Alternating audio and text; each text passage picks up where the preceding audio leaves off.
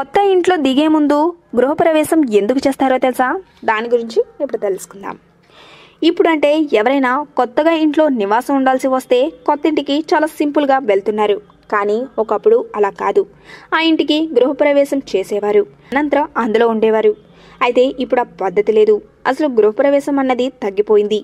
అయితే అసలు ఈ గృహప్రవేశం అన్నది ఎందుకు చేస్తారో, దాని వెనుక ఉన్న కారణం ఏమిటో ఇప్పుడు మనం తెలుసుకుందాం.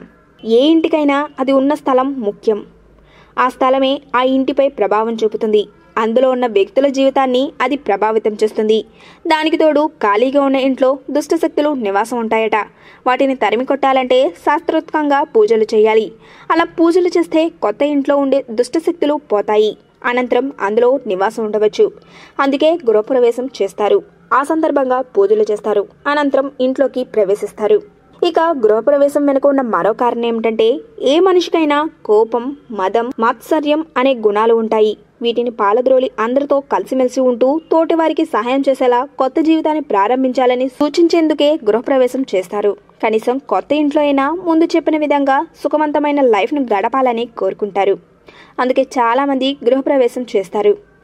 ఇదండి గృహప్రవేశం. ఈ వీడియో కనుక మీకు నచ్చినట్టయితే లైక్ చేయండి, షేర్ చేయండి. మరిన్ని లేటెస్ట్ అప్డేట్స్ కోసం మా ఛానల్ని సబ్స్క్రైబ్ చేయండి.